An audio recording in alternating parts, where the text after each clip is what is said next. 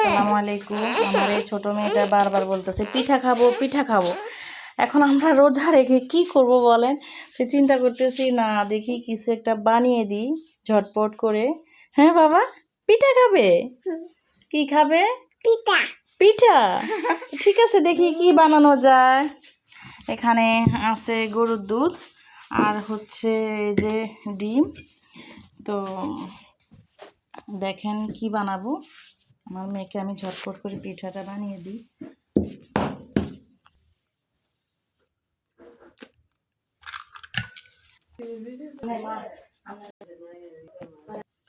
স্বাদ মতো লবণ দিব, মিষ্টির জন্য চিনি দিব, কেটে নিব।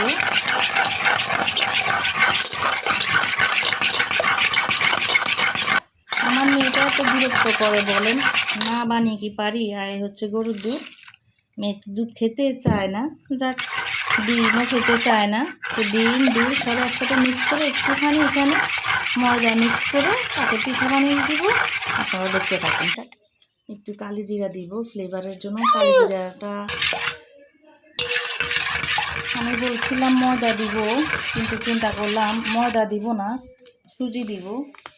সুজি দেওয়ার জন্য দিব, সুজিটা দিলে এত ভালো হয়। এই মিশ্রণ দিয়ে, ডিম দুধের মিশ্রণ দিয়ে এটা আরও একবার আমি বানাইছিলাম, এত ভালো হয়েছে। চিন্তা করলাম না ময়দা দিব না, সুজি দিব।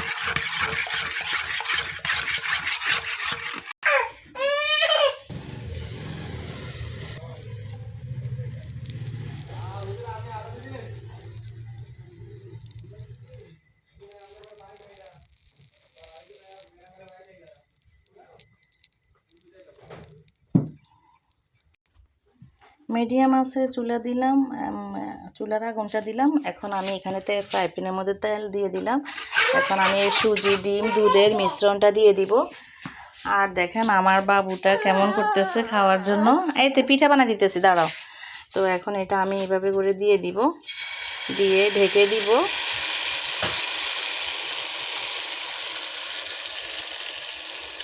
এটা আমি একবার পিস পিস করে কেটে নিব, আপনারা দেখবেন।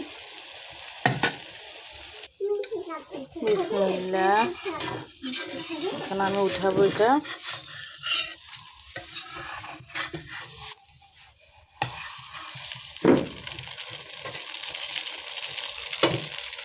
এই তো কি সুন্দর করে উঠাই ফেললাম। এখান দিয়ে একটুখানি ভেঙে গেছে, সমস্যা নাই। এটা পিস পিস করে মেয়েকে কেটে দিব, মেয়ে খাবে আলহামদুলিল্লাহ। আমরা তো রোজা রয়েছি। রমজান মাস চলে আসলো আলহামদুলিল্লাহ, বরকতের মাস, নাজাতের মাস, মাগফিরাতের মাস,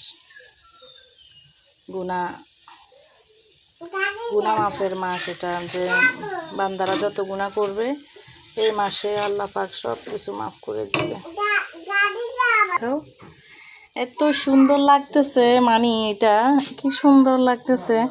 এত ফুলকো হয়েছে, এত নরম হয়েছে। এখন কেটে দেখাবো, হয়ে গেছে। এই যে আমার মেয়ে কাটতেছে, এত সুন্দর করে করে পিস হয়েছে আর এত ইয়ামি, এই মানে অনেক সফট ইয়ামি। এখন মানে আমি রোজা দাঁড়িয়ে আমি বলতেছি কীভাবে, মানে দেখে মানে মনে হয় অনেক ইয়ামি ইয়ামি হয়েছে, অনেক মজা হয়েছে। এত ফুলকো একটু দেখাও আম্মু, একটু দেখাও। এই যে দেখো একদম, দাও কেমন নরম হয়েছে, একদম ফুলকো, একদম নরম হয়েছে। যাক, আল্লাহ হাফেজ, আসসালামু আলাইকুম।